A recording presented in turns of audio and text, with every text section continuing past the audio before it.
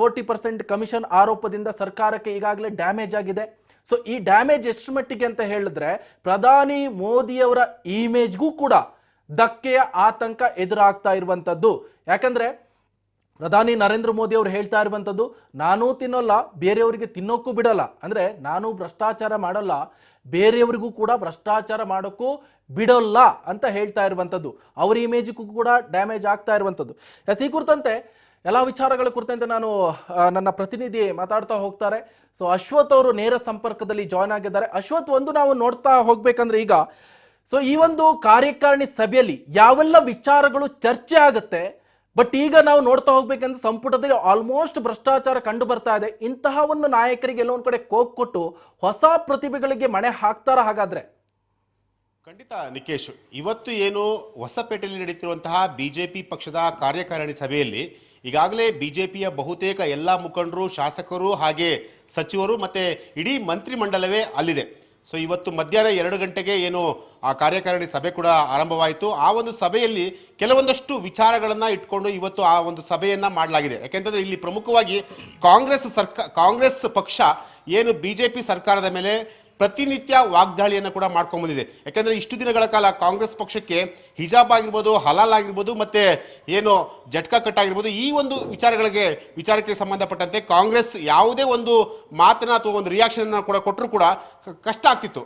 ಆದರೆ ಈಗ ಎಲ್ಲೋ ಒಂದು ಕಡೆ ಈಶ್ವರಪ್ಪ ಅವರ ಪ್ರಕರಣ ಸಿಕ್ಕ ನಂತರ ಎಲ್ಲೋ ಒಂದು ಕಡೆ ಕಾಂಗ್ರೆಸ್ ಪಕ್ಷಕ್ಕೆ ಒಂದು ಸಂಜೀವನಿ ಸಿಕ್ಕಂತಾಗಿದೆ. ಸೊ ಹಾಗಾಗಿ ಈಗ ಕಾಂಗ್ರೆಸ್ ಪಕ್ಷ ನೇರವಾಗಿ ನಿನ್ನೆ ಏನು ಈಶ್ವರಪ್ಪ ಅವರ ರಾಜೀನಾಮೆಯನ್ನು ಪಡೆಯುವಲ್ಲಿ ಯಶಸ್ವಿ ಕೂಡ ಆಗಿದೆ. ಸೊ ಹಾಗಾಗಿ ಎಲ್ಲ ಒಂದು ಕಡೆ ಇದೇ ರೀತಿ ಮುಂದುವರೆದ್ರೆ ಬಿಜೆಪಿ ಪಕ್ಷಕ್ಕೆ 2023ರ ಚುನಾವಣೆಯಲ್ಲಿ ಸಾಕಷ್ಟು ಕಷ್ಟ ಆಗುತ್ತೆ. ಸೊ ಹಾಗಾಗಿ ಈಗಲೇ ನಾವು ನಮ್ಮ ಪಕ್ಷವನ್ನು ಯಾವ ರೀತಿ ಸಂಘಟನೆ ಮಾಡಬೇಕು, ಯಾರ್ಯಾರಿಗೆ ಮಣೆ ಹಾಕಬೇಕು, ಅಂದರೆ ಮಂತ್ರಿಮಂಡಲದಲ್ಲಿ ಈಗ ಯಾರ್ಯಾರು ಸಚಿವರು ಕೆಲಸ ಮಾಡಲ್ಲ, ಸೊ ಅಂಥವ್ರನ್ನ ಯಾವ ರೀತಿ ಕೈ ಬಿಡಬೇಕು, ಒಂದು ವೇಳೆ ಅವ್ರನ್ನ ಕೈ ಬಿಟ್ಟಾಗ ಮತ್ತೆ ಪಕ್ಷದಲ್ಲಿ ಯಾವ ರೀತಿ ವಾತಾವರಣ ಉಂಟಾಗುತ್ತೆ. ಸೊ ಆ ಎಲ್ಲ ವಿಚಾರಗಳಿಗೆ ಇವತ್ತು ಏನು ಕಾರ್ಯಕಾರಿಣಿ ಸಭೆಯಲ್ಲಿ ಕೂಡ ಇವತ್ತು ಚರ್ಚೆ ಮಾಡಲಾಗುತ್ತೆ. ಜೊತೆಗೆ ಈಗಾಗಲೇ ಏನು ಬಿಜೆಪಿಯ ರಾಷ್ಟ್ರೀಯ ಅಧ್ಯಕ್ಷರಾಗಿರುವಂತಹ JP ನಡ್ಡಾ ಕೂಡ ನಾಳೆ ಬೆಂಗಳೂರಿಗೆ ಬರ್ತಾರೆ. ಸೊ ಅದಾದ ನಂತರ ಅವರು ಏನು ಹೊಸಪೇಟೆಗೆ ಏನು ಆ ಒಂದು ಕಾರ್ಯಕಾರಿಣಿ ಸಭೆಯಲ್ಲಿ ಕೂಡ ಭಾಗವಹಿಸ್ತಾರೆ. ಇಲ್ಲಿ ಪ್ರಮುಖವಾಗಿ ಬಿಜೆಪಿಯವರ ಅಜೆಂಡಾ ಏನಂತಂದ್ರೆ ಈಗ ತಮ್ಮ ಮೇಲೆ ಬಂದಿರುವಂತಹ ಕಳಂಕವನ್ನು ನಾವು ಯಾವ ರೀತಿ ಅದನ್ನು ಸರಿದೂಗಿಸ್ಬೇಕು, ಅಂದರೆ 2023ರ ಚುನಾವಣೆಯನ್ನು ನಾವು ಯಾವ ರೀತಿ ಸಿದ್ಧತೆ ಯಾವ ರೀತಿ ಮಾಡ್ಕೊಳ್ಬೇಕು.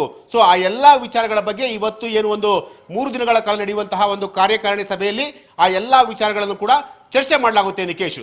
ಜೊತೆಗೆ ಈಗಾಗಲೇ ಈ ಒಂದು ವಿಚಾರವನ್ನು ಬಿಜೆಪಿ ಪಕ್ಷ ಬಹಳ ಸೀರಿಯಸ್ ಆಗಿ ತೆಗೆದುಕೊಂಡಿದೆ.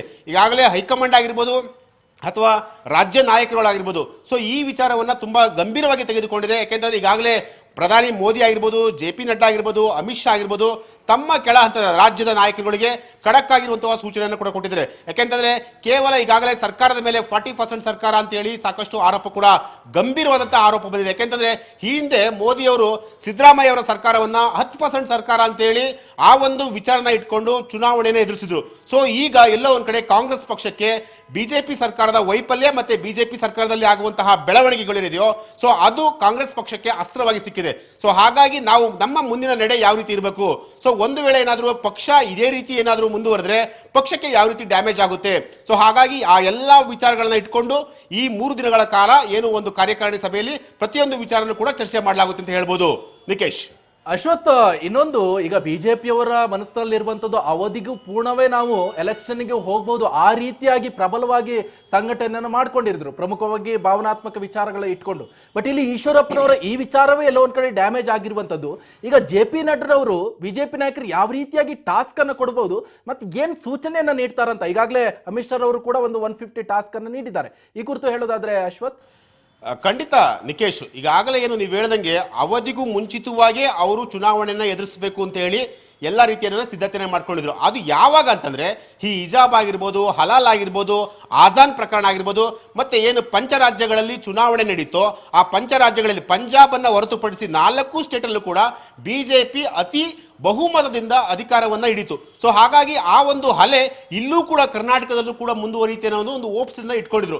ಆದ್ರೆ ಯಾವಾಗ ಈ 40% ವಿಚಾರ ಬಂತೋ, ಯಾವಾಗ ಈ ಈಶ್ವರಪ್ಪ ಅವರ ವಿಚಾರ ಬಂತೋ, ಸೊ ಆಗ ಎಲ್ಲೋ ಒಂದ್ ಕಡೆ ಬಿಜೆಪಿ ಪಕ್ಷದ ಒಂದು ಏನು ಆ ಒಂದು ಸ್ಪೀಡ್ ಏನಿತ್ತೋ ಆ ಒಂದು ಸ್ಪೀಡ್ ಕಡಿಮೆ ಆಗ್ತಾ ಹೋಗ್ತಿತ್ತು. ಸೊ ಹಾಗಾಗಿ ಆ ಸ್ಪೀಡ್ ಅನ್ನ ಮತ್ತೆ ಯಾವ ರೀತಿ ನಾವು ಮುಂದುವರಿಸಬೇಕು ಅನ್ನೋದು ಕೂಡ ಇಲ್ಲಿ ಪ್ರಮುಖವಾಗಿರುವಂತಹ ಟಾಸ್ಕ್. ಸೊ ಹಾಗಾಗಿ ಈಗ JP ನಡ್ಡಾ ಕೂಡ ಈಗಾಗಲೇ ಏನು ತಮ್ಮ ಅಂದ್ರೆ ರಾಜ್ಯದ ನಾಯಕರುಗಳಿಗೆ ಒಂದು ಖಡಕ್ ಆದಂತಹ ಸೂಚನೆಯನ್ನು ಕೊಡೋದ್ರಲ್ಲಿ ಡೌಟೇ ಇಲ್ಲ. ಯಾಕೆಂತಂದ್ರೆ ಈಗಾಗಲೇ ಏನು ಅಮಿತ್ ಶಾ ಕೂಡ ಹಿಂದೆ ಸಿದ್ಧಗಂಗಾ ಮಠಕ್ಕೆ ಬಂದಂತಹ ಸಂದರ್ಭದಲ್ಲಿ ಕೂಡ 150 ಸೀಟನ್ನ ಗೆಲ್ಲೇಬೇಕು ಬಿಜೆಪಿ, ಅಂದ್ರೆ ಸ್ವತಂತ್ರವಾಗಿ ಪಕ್ಷ ಅಧಿಕಾರಕ್ಕೆ ತರಲೇಬೇಕು ಅಂತೇಳಿ ಸೂಚನೆಯನ್ನ ಕೂಡ ಕೊಟ್ಟಿದ್ರು.